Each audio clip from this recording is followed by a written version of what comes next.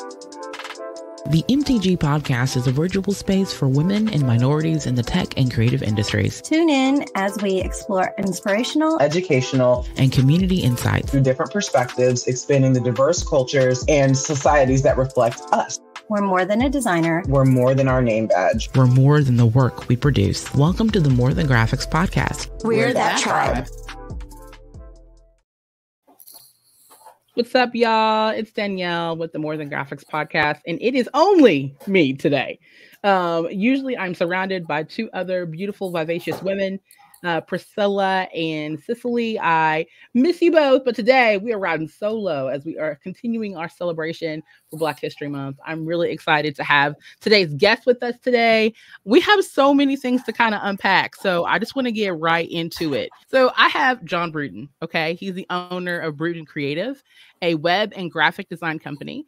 He specializes in brand identity and creative strategy. He's based out of Cleveland, Ohio. Whoop, whoop. And John has over 20 years experience with Adobe and graphic design. So, John, welcome. Hey, I feel old whenever I think about how long I've been doing it, though.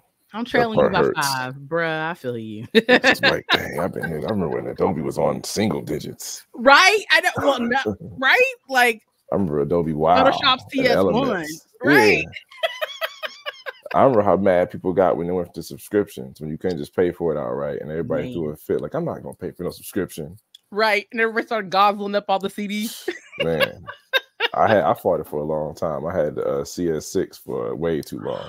Oh my gosh. CS. Oh my gosh. CS period. Like, yeah, you really telling your age. You're right. You're right. Well, I'm glad that you're here. Thank you for being our guest today. And especially as we celebrate Black History Month for February, like it's all the feels. Like, I'm so glad that us is represented up in here. So I want to kind of dig into our very first question. So as you know, Black History Month is a time for reflection and celebration. Can you share a project or collaboration that really holds like a significance for you, where you've been able to infuse all the things that you do to, you know, uphold your cultural heritage into your work? Yeah, recently at work we've had a campaign for Black History Month, so it's been pretty fun because it's been called Making History, or History in the Making, and it's like modern stuff. Like the first one we put up was Quinta Brunson. Yes. It's like a slide. It's like not a slideshow. It's like a bunch of Polaroids to keep it looking nostalgic with new age feel. So it's a cool campaign we have going right now over at you look up at Ebony Magazine on Instagram. You can see the new social. So that's been cool for Black History Month. That's been like the most creative I've been able to play with stuff, because the rest of it's all history and stuff. So this has been more like a history in the making. We can, you know, take new stories and, you know, showcase them. So I mean, we Black as it, you know, the name is Black, so it's kind of, you can embrace it, so you don't have to really worry about pandering to anybody, because it's just us talking to each other. So that is it. Oh my gosh, y'all take there's a space that comes being creative there that you don't really get everywhere. So that's one of my favorite things about it, is it's a safe, not even safe space, it's a welcoming space, because it's the tribe. Like the tribe is represented there. So I don't really have to try to explain myself or what something means or who's going to get it or who I'm talking to, because it's right there in the room with you. So that's one of the perks. Love it. Speaking of tribe, okay, so if I turn off my camera, you'll see my profile picture. Tribe, there you go. Speaking for the tribe, cosplaying for the tribe. So I just feel like it's so freeing to just simply be, right? So I mean, it's that's one pressure you don't have, but it's still the same pressure everywhere else. But success is still the pressure, but the trying to you don't really have to worry about somebody getting it. Like the nuance isn't. Yeah, it's not so much worried about. I feel that entirely. Wow. In your roles as a graphic designer and business owner, how do you inspire and encourage a sense of revelation among your team members, like fostering a culture of continuous learning or creativity? I'm a hard person to work for, because I explain it maybe twice. Then I'll ask you, do you really understand it? If you don't get it the third time, I think you're just saying yeah to keep us moving on, but it's not really helping. So I pretty much do it like kind of like a coaching style. Well, I'll tell you how to do it after you make a mistake. But then after that, it's like, I'll stop using you at that point. Right. I feel that. And that's a hard truth for everybody, especially I feel like, and sometimes depending on like where you are, we've got a season of professionals that are kind of getting adjusted to like new age things. And then we have the youngsters that are just too young enough. Nothing's changed. I'll tell you right now. All the new software comes out.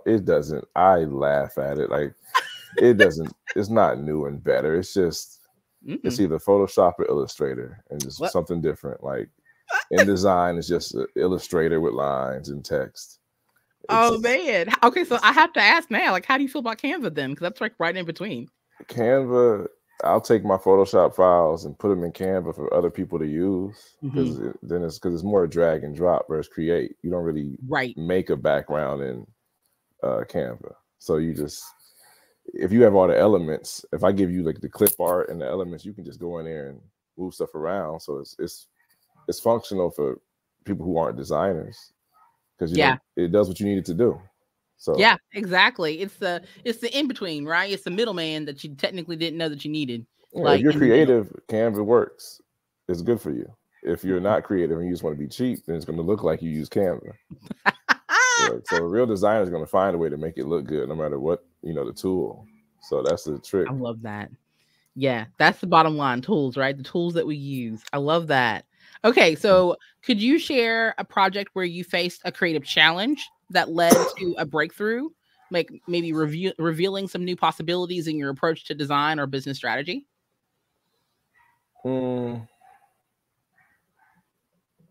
It's pretty much been things I wouldn't really say I could do it if I couldn't. I've been very, like, I play it safe that way. I'd rather not be overwhelmed and say yeah and try and learn while I'm flying versus I've been practicing for a minute, so I kind of got a good idea of it first. Like if I do a website or I think this website is coming, I'll stall in a way. I'll talk to the person about the price for like a week just to go back and forth over details while I'm learning what they're trying to get done. Like say I learned WooCommerce with WordPress because somebody wanted to store. In theory, I knew it's just a post type. It's just there's no more just data entry for a result. That's why I understand with WordPress, but now I got to make it work with WooCommerce. I got to understand that. So it took me about 3 days to learn how to, not say yes and then how to give somebody a refund. So I learned how to do it then, but sometimes you got to know that I can't say yes right now. I do that in my personal life. I don't say yes. Yeah. I'll take at least a minute. Like, let me get back to you. Hold on. Let me think about it. It's a good practice to have. Oh my gosh, look at this. Dripping. I love it. So, I mean, when you talk about, and I do want to kind of dive into that a little bit, balancing your personal and balancing the professional life and how does that work for you? Are there tips and tricks that have really helped you I'm devise terrible at it. I'm terrible at it. Well, you're honest. Oh, I'm terrible at it. Like just the other day, I looked at my youngest daughter and I'm like, damn, she got tall as hell. Because she was talking to me. I'm like, hold on. When did we start having real conversations? Like, you're telling me a whole thing that you did. I said, I'm proud of you. But now I'm like, sheesh. You feel old? Yeah. Like, where was I? Oh, yeah. I wasn't here for a month. That's what it was. I feel you. That definitely hits me too. I totally relate to that. I feel like I blinked a little bit and now my toddler is just like not toddling anymore. Man, and I'm just like, what happened? Like now I gotta tell her she's too big. She already like pick me up. It's like, no. Like at this point you can ask me to and you can literally run away from me. No. Like hold my hand. I'm not picking you up right now. like man up. Sorry. I love it. The things we gotta do, right? It's just part of it. My balancing act is trash. Right. I know everything's just barely making it. Everything I'm trying to do is getting done, but it's not 100%. Or it could be better. Everything could be better. I'll say that it could be better. It's not the worst. It's not trash, but it could be better. I love that. I'm for that. Okay, so as far as like what you have done over the past 2 decades, right? Your career has stretched over 20 years, right? So is there a certain type of advice that you'd want to give to like aspiring graphic designers who are looking to have like their own, their own moment, looking to make it out there in the competitive world? No. I mean, I'm not saying no like to the answer. I'm saying like learn how to use no. If you know how to say no to stuff, it'll really, because you can watch every YouTube video about trying to be a millionaire, and that's cool, but they don't tell you how. They just tell you if you save money, you'll make money. It's like, yeah, okay. Like if you're gonna really do this, you gotta know when to say no, because you'll mess up. And everybody makes a mistake, but you want to make sure your mistake is something you can explain later. You don't want to have a mistake where I don't know what happened. Well, you shouldn't have been in there. Your ambition didn't match your effort. Ooh. And sometimes that happens a lot, especially now. Everybody wants it, but it's like, this shit ain't easy. Like it's not rocket science by any means, but it's like you got to stay knowing what looks good, at least. Like if you can't do all the cool bells and whistles, because there is a difference between being a graphic artist and a graphic designer. Yes. If you're going to be a graphic artist, you're not going to be good at design. You'll be shitty at fonts. You'll not understand layouts. You'll always try and mix it up because you're an artist. If you're a designer, then, you got to realize sometimes you got to step it up. And, the term we saw, just razzle dazzle some stuff. But he said razzle dazzle. Okay. After a while, it's just grids and columns. Like, yeah. That's what it is. So you got to make sure, like, even if you look at the screen, it's 2 in the middle and then 3 at the bottom. So you got to dress it up. I love that. Going down to the bare minerals, y'all, like for real, the bare essentials. I love that. And I think too, there's a lot of people out there who feel like they need to have some mixture of both the designer and the artistry. I'm a designer, so I really feel like I'm more of a bender. I feel like I'm an airbender in real life because I take elements and I bend them to do the things that I need to do. I'm not an artistic person. If you ask me to draw a circle, I'm going to fail. Okay. I'm going to fail 3 times. I'm going to probably fail 10 times before I actually get it down. But I love the idea and the fact that having a little bit of both or more than the other are still accepted and are still applicable forms of, creating wealth and investment in yourself if you're willing to, again, put that ambition into place, right? Plus, design is kind of like everything got a little easier when Instagram happened. Yeah. And so like everybody, if you had a niche, you can finally like profit off of it. Like, say you can't design websites. Okay, you don't have to be a web designer. Don't say you are. Right. But if you're really good at making ads for a business, you start there and you'll get better over time. So you can start doing Instagram flyers, but you can also do print ads eventually if you just learn as you go. Like you can always grow it, but you can start with a niche and grow the niche. That's the one thing cool about design now. I've seen people say they're presentation designers. Right. And then you realize that that's actually a market. People who just do presentation decks for people. So it's like, oh, it's like in college, you could type a paper for people who couldn't type. It's the same thing now. Man, and people are making bank from it. I mean, just the amount of people who are only social media designers, right? Only social media. They don't touch nothing else. They just do social graphics only. I mean, it's a lot. When I started doing social media design, at first you just can do a flyer. That's fine. Everybody started by doing a flyer of some sort. It's when you learn that now you got to have an objective with social. Socials stop the scroll. Like I'll give y'all that little bit of like designer like advice is stop the scroll. Whatever is eye catching, and that goes from the music to the movements. Like you got to make sure you make people scroll and want to see it again. So like once I learned that's part of it, I started designing things that kind of, with the music, my trick would always be I'll have the last part, the last beat always would be a little off. So you kind of got to watch it again and see if you missed something. Right. Ooh. So it's just like little things like the music helps. Putting little music on songs, and not like TikTok stuff, like your own royalty free, find some beat, royalty free, and just use it. Right. So apart from Universal right now, because they on the ban list, but they coming back. Hopefully, come on, Universal, make it work. Our videos are suffering. No more CDs. Cats got to make that money somewhere. Right. I mean, it's legit. I when that first happened and I started seeing all the videos disappear and all the music disappear, I was like, oh no, it's a decline. Like, what's gonna happen? But Yeah, people are still finding ways, right? They're still finding ways to connect people with stuff in place, and they're using the design elements. They're using all the things that they need to do visually to still seal the deal. So I am like really impressed by that. So like I'm really kind of curious to see where that goes. Okay, more questions. I have to ask also, sidebar. Can I sidebar for 2 seconds? Yeah. You said music. Is there a certain type of music that you enjoy the most that makes you the most productive?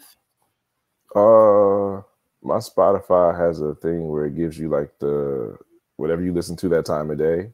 Mm-hmm. So it's actually been right for the last couple of weeks, the last couple of months. It's been giving me this playlist that fits my work day, and it's been working. So all right, Mondays will be one thing, Tuesdays another. So it's like, yeah, Spotify and the algorithm, they got that part right. Man, it goes everywhere. It goes from like Chris Brown to the Doobie Brothers.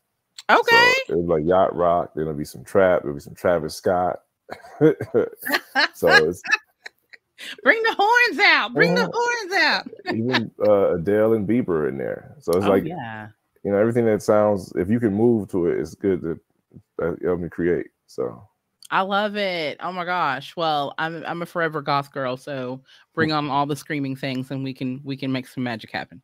I absolutely love this conversation. I love where it's going. I actually have just a few more questions that I want to ask, and then I kind of want to just leave you with some open thoughts, and we can kind of play around with this flash questionnaire we have at the end. So last couple of questions. How do you think the creative industry has evolved over the past 2 decades, and what role does diversity play in shaping the narratives and aesthetics within this field? It's gonna hurt to say, but it hurt. Say that he said, because that was 2 questions in one. Can you ask the first part again? Sure. So how do you think the creative industry has evolved over the past 2 decades? Okay. It was really ugly in the 2000s. Like when it was right, I started doing stuff right around the time that I forget Master P's people, something Pixel, but they were like these designers that Master P would always use right before the metallic and the letters, the gradients and the bevel. Right before that got out the way is when I started designing. Then everything went like the sans serif, slim fonts, and that was everywhere. It was grown and sexy. Would just be putting the sans serif on it. And then you had the pictures. Yeah, like design has gotten it went really ugly, then it got stylish, and now it's it's back to ugly and style. Like you can see the difference, and it sucks sometimes. You're like, damn, that might be a good event, but they was cheap. So like, I know the spot really actually is nice, but he clearly did this shit on his phone.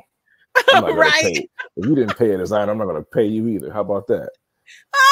Circulation works more. Really nitty. Yeah. Circulation got to go around, man. If I see some good design, I'll check you out because you paid the designer. All right, I'll check this out. If you're gonna be lazy, I don't care how good the food is. You ain't supporting me. You ain't supporting my tribe. Right, I know, right? So, that's a great way to look at it. If he's supporting my people, why am I supporting your people? Right. I see that was done on your phone. I'm not. Nope. This menu was done on Word. Oh, this is disrespectful. You just gonna bold and change the text. You don't change the things. The advertiser gonna be red, still in the center column. Nope, you didn't design this. I don't want to eat here. Yes, all the things. Take us to church on that one. Yes, absolutely. Division. I will say it's more divided. Everybody can design now. Like, everybody can do anything. Like you can have a TV studio if you got a YouTube channel. So man. It's it works, but everybody can do everything. Quality is now is here and then it's here. There's no middle. There's no decent design. It's either really nice or trash.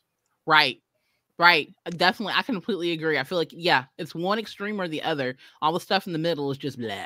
But some people like Nike gets away with having some bad looking stuff, and I'm like, golly, I hate you so much. But Apple, on the other hand. Apple hasn't missed, I think, in 10 years, 20 years. I don't think Apple's from these being in the commercial, they haven't missed. Like, because every time I complain about something, like, why would I want an iPad? iPad's stupid. I got an iPhone. I'm gonna get an iPad 4. Shit. I would have got the biggest iPad I could. But yes, I relate to this so much. It's so funny. Oh, yeah, it was the second part of the question you asked. My fault. Yes, second part of the question was, what role does diversity play in shaping the narratives and aesthetics within the field? Well, the thing is, and this is an opinion, I have nothing to base this off of, but I think sometimes people will use things they think other demographics like. Like they do it every June and every February. You see a lot of people act like they care when they don't. Like for Black History Month, we love you. Black people come and buy a Pepsi. When it's June, it's like, hey, I got a gay cousin. We love you guys. Come on down, buy a car. You're like, come on, man. Yeah, like, gimmicky. So like the diversity it's a trick. Like if it's good, you buy it.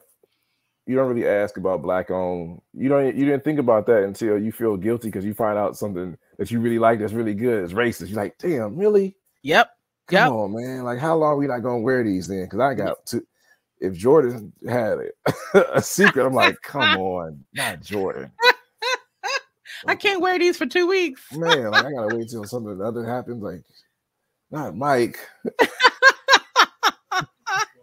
I mean, I'm thinking about that. What was that one incident last year around Juneteenth when Walmart did like the Juneteenth ice cream or whatever, and everyone was like up in arms. Because they didn't know, they didn't think about it. Like they thought, yeah, what do Black people eat in summertime? We'll try to do summertime, and they try to cross promote, and it's like this is not. It was so hard. Like it was red velvet flavored. And then the candle place does the same thing. They give us all the old smells that didn't sell. They rename them. And just now it's called cotton field instead of candy cotton. It's like, I don't want to smell this, right? I mean, for real. I know we did like a really big op-ed piece on the Bed Bath and Beyond originally, and only to find out that it was done by a Black man. Yeah, but that doesn't mean anything. Just because you... There you go. Okay, yes. Listen, just because you're Black doesn't mean you know how Black people think. You guys still care about doing research. You're not every Black person. No one person can say, I know what they all like. Yeah, right. This ain't no Lord of the Rings. Come on now. Yeah. Like, yeah, I feel that. That's kind of how we all felt. So, to kind of wrap up, I have two more questions. As a business owner in Cleveland, Ohio, how do you navigate and contribute to the local creative community in the context? Oh, you don't? Okay. No. Okay. What? No, the second everything started going remote and the world ended, I was now online. Okay. And what kind of direction did you go in when you went online? Was it just like, I'm only going to focus in a niche, or I'm just open to whatever is open? Oh, that's where no comes in. You start asking what they want first. Like I've had people say, I need a logo. All right, I learned my lesson. Before it was like common knowledge, I had to ask other designers, like, how'd you get out of this? They told me what to do. It's like, just tell them no. Like, you don't want to do it, say no. I say, you can do that? It's like, yeah, it's best to do that. Right, it is best to do that, right? I used to do that. I was killing myself trying to be king of the club flyers in my early 20s. Oh, I was doing all the clubs in Cleveland. It was so fun at first. Then you realize they started playing with your money because they try and pay you in a bar tab. It's like, no, I bought my drinks. I want your money. Like, so, oh yeah. When you had to outgrow promoters, you got like, how do I get away from promoters? You just stop doing it. They know, man. Wow, that's a good lesson to learn too. And I feel like a lot of people who are in these creative spaces or even in the technical spaces, saying no can sometimes be real. That could be real treacherous. It could play with your mind. It can play with your money. You can do a lot of things. You gotta have the rules. Like you gotta be like, who do I want to get money from? You can't serve everybody. Not in a creative space. Like if you're doing like an actual business where mass means something, yeah. But if you can charge more money to your niche, do that. That's it. Yeah, like it's not, design isn't really cheap. Oh yeah, it's just people want it, so they can't afford it, so they try. It's like you can buy a car for $500. That happens. Yeah, It's the car. You can even leave the lot with it. That's the car. Yes. Then there are cars that cost a little bit more than $500 a month, even. So, you just gotta when you can get yourself to that point to, present yourself like you're more than a buy here, pay here car, and you charge the price for it, and they'll buy it. Yeah, dangle that carrot, dangle it. Yeah, because you just want to be cheap enough to make a living. You don't got to be the most expensive unless you have a team. If it's just you eat what you kill. So I love that. It's not easy, but you don't really. Nothing is. I'm like, still loving to see what you kill. Sorry, I'm going back to that. Oh, that's how me and my boy we partnered up and we were doing freelance together, and we got into it one time, and he is very honest. He said, "Man, look, you eat what you kill," because he kind of like backdoored me on a client. He talked to the client because I wasn't there, and I'm like, well, "Why don't you just say, all right, I see how it is. It's like a barber shop then. All right, don't right, don't not be here when somebody come in here." A movie that made me really get it was Moneyball. Yeah, with Brad Pitt and Jonah Hill. It's purely about the numbers to beat something. So I watch the movie every time I see it pop up. It's back on Netflix. You got me. Yeah. But the way he just needed 7, like just how many hits you need to win. I learned how to do a budget early, but just those type of things, if you get principles down for a business, you can run it. If you're just trying to make some money, it's just a hustle. Oh yeah. I love how you describe the difference between a hustle and a job, a passion, discipline. Yeah, that's really what it is. That's so true. All right. Well, last question before I get into the Slash questionnaire. Lord help me. What did you want to be growing up, and does it reflect what you do now? Yes, I'm a big kid though. So I always wanted to just see if it could work. So one of my favorite people in life is Eddie Murphy. So everything that looked cool in a movie that he was in, I kind of wanted to see how it was in real life. So Boomerang was pretty much like that. He worked at an ad agency. Oh yes. And then I started caring about advertising because hip hop made me care about marketing a lot more. Growing up, when you hear Dame Dash talk about the other side of it, you're like, damn, that shit is interesting. Okay. Fourth quarter. Okay, that's when they drop. Okay, that's why they do it. Thank you for educating me on the fiscal year hip hop. Then you realize that it can apply other places. But I want to be a graphic designer and a comedian. I want to be in advertising, and then I want to be a comedian. So both of them came true. They're working enough.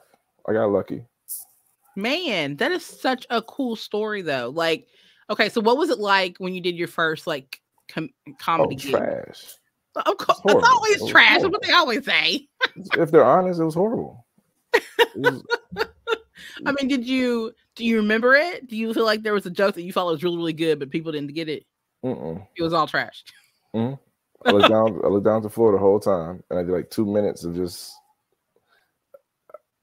I had people tell me what comedy was when I started, and it wasn't the same idea I had when I started. So what I thought it was one thing, but then people who were around me was telling me a whole nother way to go, and I was trying to do both, and I was really bad. So then I learned is just stop listening to them and try and do it your own way. Yeah, and okay, so the theme of Revel that we're talking about alongside Black History Month. How are you using comedy to be revolutionary in your own right? Revolutionary? I'm not at all. I believe that whenever you're trying to sell something, humor is the easiest trick. That's one thing I always try to. If humor and nostalgia are the two things that I try to keep my my messaging related to those, because it's easier to deliver that way. Feel that. Heard. I like that. The nostalgia is a really good one. That's a good one. I mean, if you can't really be funny about something, you can at least throw it back to something that everyone else kind of relates to. Everybody gets it. It's okay, that counts. Yeah. I like that. I like that a lot. Okay. For people who want to find you and follow you and do all the things, where can they go do that? On Instagram, Bruton Creative Bruton Creative and Mad Bruton. It's MADBRUTON, and that's my personal, I guess, page. They're both personal pages actually, but one's more comedy and one has more graphic design stuff on it. I follow both, so I'm gonna be. I'm so gonna you'll keep see, laughing. like, and when my daughter's being funny, she's on one page. When she's being nice, she's on the other. Like, oh, you're being like my little baby. Oh, we're going on the Bruton Creative page. Oh, you want to do daddy's hair because you want to be funny and pretend daddy has hair? Come on, go on live real quick. So right, exactly. Yes, go live real quick. 5 seconds. Be ready. Right. I heard that. I love this. I hope that either you're listening to him or you're following him on social media. Y'all know what to do. We'll have contact me, ask questions. I don't charge for advice. Nobody charged me. They just told me to, so I just keep it going. I'm gonna keep. Yeah, you hear from me. I mean, people told me that nobody charged me for any advice they gave me, and I've got a lot of great advice for free. I love that. I love that. All right, so you ready for this flash questionnaire? Yep. Oh Lord, here we go. If you were a superhero, what would your superpower be, and what would your superhero name be? I don't know what name I would want because I like Wolverine was always one of my favorites because he could always get beat up. But then Deadpool sounded got funny too, but I don't know if I want to get torn apart as much. So I like Wolverine's ability to just get beat the fuck up and be fine. Right? Slashing people up while you're at it. Mm-hmm. But I wouldn't need the claws.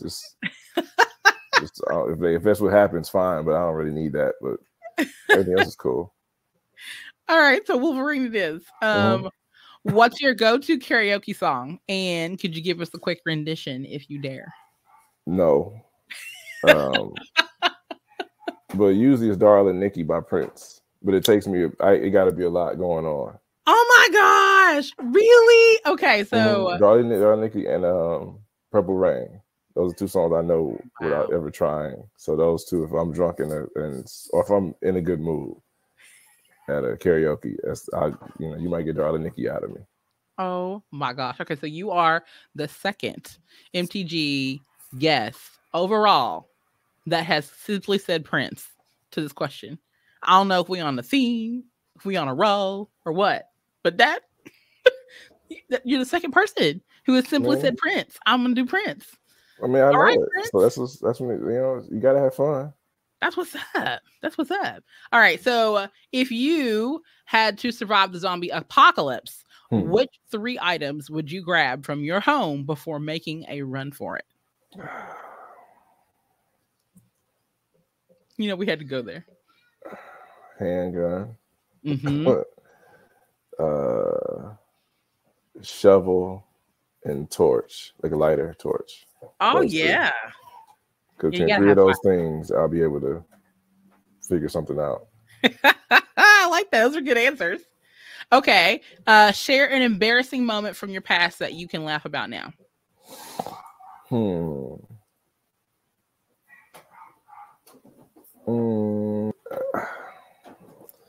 Like I've had a comedy show one time. It was April 1st, 2009. And it was one of my first shows, and we invited everybody. Like my mom invited coworkers, my cousins were there. Way too many people came to support me, and it was too early in my career to do this stuff. I bombed so bad that when I went to the table where my cousin was sitting with his dad told me, "Hey, like he did the most sincere thing. He like, man, he put his hand on my shoulder. He said, hey, man, we know you with us, but they ain't got to know you with us. Like, you don't got to sit here right now. We meet you in the parking lot."